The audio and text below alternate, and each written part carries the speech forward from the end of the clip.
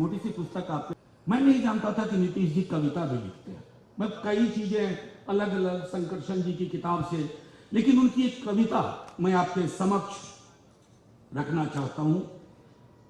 इस कविता का शीर्षक है बिना शीर्षक के। मैं रोज जीता हूं, रोज मरता हूं, कायर जो ठहरा, लाखों करोड़ों बेसहारे बेगाने जो व्यवस्था का विरोध नहीं कर पा रहे, क्या कायर है। फिर चुनाव के संदर्भ में, एक चुनाव हारने के बाद जो उनकी प्रतिक्रिया थी, और शायद उसीलिए सीधे तौर पर चुनाव लड़ने से मुझे बड़ा डर लगता है, तो समक्ष लाया हूं।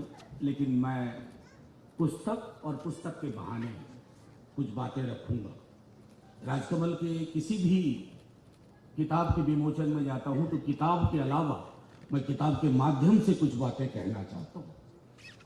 तमाम लोग हैं जिनको मैं देख पा रहा हूं यहां से, ये एक अलग तरह की ऑडियंस है। तो एक घटना पहले सुनाता हूं। फिर घटना यूं हुई कि जवाहरलाल जी ने अपनी आत्मकथा अमृता शेरगिल को भेजी। अमृता शेरगिल यूरोप में थी।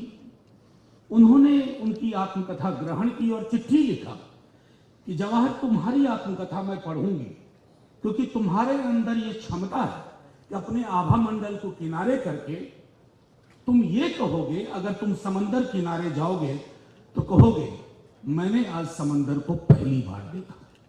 तुम ये नहीं कहोगे कि समंदर ने आज मुझे पहली बार देखा। तो आज के हमारे सार्वजनिक जीवन में ऐसे तमाम लोग ऊपर बैठे हुए हैं जो हर बात पे कहते हैं कि समंदर ने मुझे पहली बार देखा। तो ये जो मैं, मेरा, मुझको से विलग ये थोड़ी ये किताब है। महिमा मंडन कंप्लीटली नहीं है, मैं अग्री करूंगा। उदयकांत जी के अलावा जो इसमें हम सफर रहे हैं इसको लिखने में, मैं उन सबों को भी मानता हूं कि अद्भुत किस्म की चीज आपने हमारे समक्ष रखी, क्योंकि किताब नीतीश कुमार और लोकार्पण हमारे राष्ट्रीय अध्यक्ष लालू प्रसाद जी ने किया। तो बिहार के सार्वजनिक राजनीतिक जीवन में बीते 30 वर्षों में नीतीश जी और लालू जी जोर घटा गुना भाग, उसके अलावा जो शेष बचता है कुछ नहीं। तो आपको इन्हीं के थ्रू पूरी हमारी सार्वजनिक जीवन कभी अच्छे के लिए प्रभावित होता है, कभी थोड़ी उसमें ढलान आती है। हमने दोनों पहलू देखा है। अभी वाला पहलू बेहतर है, ये बरकरार है। मेरा ये मानना है कि एक और घटना छोटी सी, ज्यादा वक्त नहीं लूंगा। अभी हाल ही जब अब विपक्ष की बैठक हुई, आपने भी इस किताब में इसका जिक्र किया है और मेरे साथ ये अनुभव अभी हुआ है। हम लोग शाम को उस दिन 2-3 दफा मुख्यमंत्री आवास में जाने का मौका लगा। कई मेहमान आ रहे थे अलग अलग राज्यों से, तो मैंने कार्यालय देखे, विमर्श, संवाद वगैरह वगैरह। एक जगह मैंने देखा निस्का। तो ललन सिंह जी राष्ट्रीय अध्यक्ष जदयू के वो थे, हमारे डिप्टी सीएम तेजस्वी जी थे। मुझे लगा कि हिंदी का मेरा ज्ञान इतना तो जरूर है कि मैं शब्दों के अर्थ समझ सकता हूं। मैंने कहा निष्ठा का मतलब क्या होता है। हमारे दोनों सहयोगियों को भी नहीं पता था जिनके साथ मैं चल रहा था। एक अधिकारी थे, उन्होंने कहा निजी सचिव कार्यालय, निजी सचिव कार्यालय। मेरा अद्भुत ज्ञानवर्धन हुआ और मैंने देखा कि इस किताब में अपने दोस्तों की परीक्षा नीतीश जी ने निष्ठा के आधार पर ली थी। ये अंश मैंने देखा। देखिए, जीवनी अगर दोस्त लिखे तो जीवंत ज्यादा हो जाती है। हम में से अधिकांश जो लोग हैं सार्वजनिक जीवन में या एक व्यक्तिगत किस्म से मसरूफ लोग, सुबह जाना नौकरी पर, शाम को लौटना, अगर हमारी जीवनी अपना दोस्त लिखेगा ना तो वो बड़ी ईमानदारी बरतता है। साथ ही थोड़ा थोड़ा दोस्त के प्रति पक्षपाती भी हो जाता है। अब दोस्त तो पर्दा डालने का भी काम करते हैं ना। आज ही मेरे पुराने दोस्त कॉलेज के अगर मेरी तमाम हरकतों को जाहिर करने लगे तो मेरे लिए तो बड़ी मुश्किल हो जाएगी। तो दोस्त बहुत अच्छे से लेते हैं कि क्या मोती की तरह वो दिखाता है ना, चुनना और रखना। मैं कई चीजें, नीतीश जी जब इमरजेंसी था तो मैं 8 वर्ष का था, तो ज्यादा याद नहीं है, बस इतना सा याद है कि एक दिन हमारे शहर में जयप्रकाश जी आए थे 75 का कोई वक्त था। मैं 8 बरस का था। घर से निकल करके थोड़ी दूर तक जाना आ गया था। बमुश्किल 1 किलोमीटर से कम की वो दूरी होगी, लेकिन मुझे लगा कि मैं सरहद पार करके जेपी को सुनने जा रहा हूं। उतना ही जेपी आंदोलन के बारे में जानता हूं, लेकिन एक चीज जो मैं कहूं, उस आंदोलन ने नायाब चीजें हमें दी। अब उस तरह के आंदोलनों की संभावना खत्म हो गई है।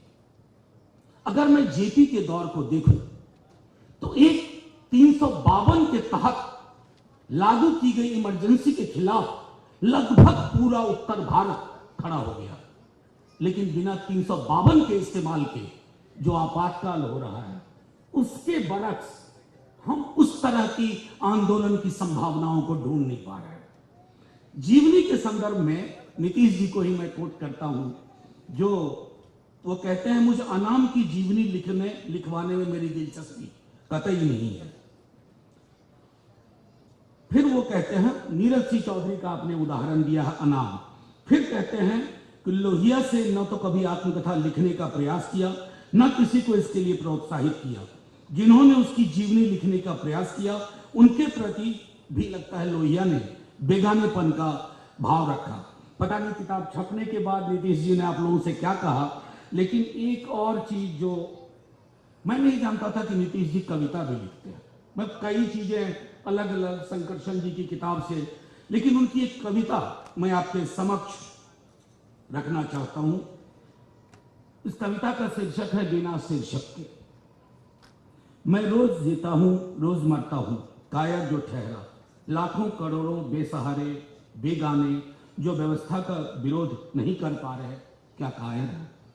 फिर चुनाव के संदर्भ में, एक चुनाव हारने के बाद जो उनकी प्रतिक्रिया थी, और शायद उसी लिए सीधे तौर पर चुनाव लड़ने से मुझे बड़ा डर लगता है, क्योंकि जिस तरह की चीजें उनके अंदर भी थी चुनाव को लेकर के, चाहे पूंजी हो, संसाधन हो, वो सारी चिंताएं आज भी हम में से कई लोगों की हैं। मैं ज्यादा वक्त नहीं लेते हुए एक और मार्क किया था जो मैं, हाँ, इनके पिता, ये रेफरेंस मुझे बहुत अच्छा लगा, जेपी से मिले। और जाहिर है किसी भी पिता की तरह, मुझे याद है कि मेरा एडमिशन सेंट जेवियर्स रांची में लिस्ट से होता था, लेकिन मेरे पिता फिर भी कोशिश कर रहे थे कि किसी तरह प्रिंसिपल से टाइम लेकर के अलग से कह दूं कि यार मेरा बेटा बड़ा होनहार है, इसका पहली लिस्ट में नामांकन कर लो। खैर वो बात नहीं रही होगी। जेपी से नीतीश जी के पिता मिले और नीतीश जी का रिएक्शन देखिए। उन्होंने कहा कि मैं उसके बाद जेपी से नजरें चुराने लगा। तो ये एक व्यक्तित्व के बारे में बहुत सारी चीजें कहता है। बहरहाल कई और किताबें लिखी जाएंगी नीतीश जी पर भी, और नीतीश जी के सहयोगी लालू जी पे, तमाम वो लोग जिनको आप चाह सकते हैं, उनसे असहमत हो सकते हैं, लेकिन आप उनको इग्नोर बिल्कुल नहीं कर सकते हैं। ये लकीर तो इन दोनों ने लगभग समक्ष रख दी है। और फाइनली मैं पुनः एक आपको, उदय जी, आपके तमाम दोस्तों को बहुत बहुत बधाई देता हूं। आपने दोस्ती निभाने का अगर ये तरीका हो तो आपकी तरह के दोस्त हर इंसान को मिला करें। जय हिंद।